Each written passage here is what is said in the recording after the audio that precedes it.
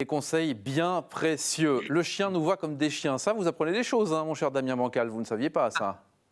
Ah non, non, moi j'apprends quelque chose et en plus je me suis rendu compte que moi aussi je dois passer au toiletteur, je frise. Attention aux sèche-cheveux. Tiens, Damien, puisque vous avez la parole, parlons de ces pirates sur Internet qui sont toujours bien actifs et bien présents, même en cette période de déconfinement. Oui, d'autant plus que tout le monde commence à reprendre tout doucement le chemin du travail, du bureau, de l'ordinateur professionnel.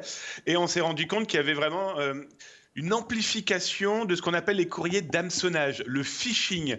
Donc on en a déjà parlé, mais c'est intéressant parce qu'on se rend compte que malheureusement les pirates ont aussi profité de ce confinement pour peaufiner leur cybermalveillance.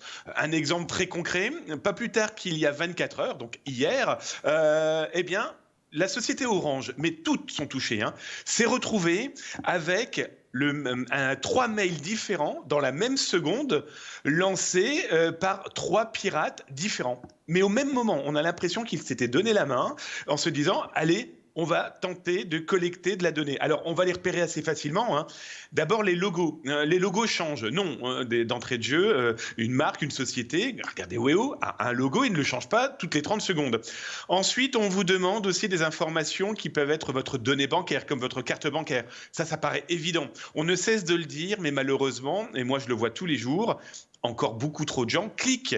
Oh, j'ai eu un petit commentaire ici qui était assez rigolo, c'est qu'une maman me disait « Mais comment se fait-il que mon enfant de 7 ans voit les différences et que certains adultes ne les voient même pas ?» C'est effectivement une bonne remarque. Là, vous avez cité l'exemple d'un opérateur téléphonique. La banque, ça marche bien aussi, hein. C'est ça le problème, c'est que les pirates sont intéressés, on en parle souvent de toutes nos données. Ça va de mon identité à ma photo, de mon numéro de téléphone, à bien sûr mes données bancaires. Et là où ils sont vicieux, c'est qu'ils utilisent bien sûr le terme du Covid-19. Et ils utilisent le retour au déconfinement. Ils profitent des impôts aussi. Ils profitent aussi de l'école avec voici le programme de votre école ou voici ce que vous allez pouvoir toucher en argent pour acheter des masques.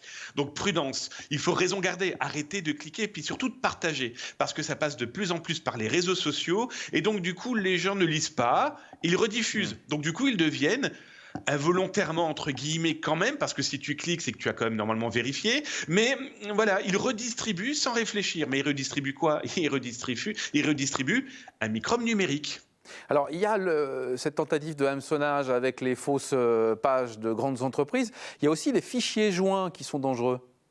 Ah, mais c'est même pire que ça, Laurent. C'est que l'une des dernières attaques que j'ai vues, vous recevez un courriel, vous cliquez dessus, alors il se fait passer pour votre entreprise. Attention, ils sont très malins, ils arrivent même maintenant à savoir pour quelle entreprise vous travaillez. Et ils vous disent, cliquez, c'est un rapport, c'est une facture. Et puis, on va voir la vidéo, notre réalisateur va la diffuser. Et voyez, regardez, vous pensez avoir reçu un fichier Excel ou Word ou peu importe. Et puis là, ça bloque.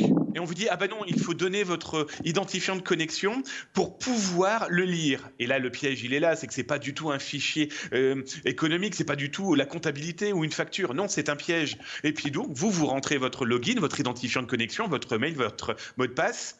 Et puis là, regardez, ça dit, ah ok, vous allez pouvoir lire le document. Bien sûr, il n'existe pas de document. Et là, la vidéo le document du pirate vous dit, ah ben non, c'est un mauvais mot de passe. Et puis vous comprenez pas. Soit vous le redonnez, et j'ai malheureusement des preuves de gens redonnent, ou alors la page disparaît. Et le problème, c'est que vous avez fourni votre identifiant de connexion et en entre-temps, le pirate a pu passer par là, quoi. Pour résumer, le conseil est toujours valable. Vraiment prendre le temps, lire et vérifier. C'est ça, c'est comme quand vous êtes dans la rue, quand vous regardez les vitrines, que vous avez pris ces 2 mètres de distance, que vous mettez votre masque, que vous vous lavez les mains. En informatique, c'est pareil. Attention, c'est pas parce que c'est le Père Noël qui vous écrit que le Père Noël existe vraiment. C'est pas parce qu'on vous dit donnez-moi votre mot de passe que vous devez le faire. Non, pensez toujours à mon serpent dans ce dessin animé de Mickey, hein, chez Disney, qui vous regarde et qui dit « Aie confiance ». Merci beaucoup Damien, toujours en duplex depuis le Québec. On vous salue, on vous embrasse. Si vous êtes toujours confiné, courage. On est avec vous. À très bientôt. Merci beaucoup Lévi. Lévi, notre spécialiste éducateur canin. À très vite. On se reparle évidemment sur Weo. Vous êtes nos chroniqueurs et on vous adore.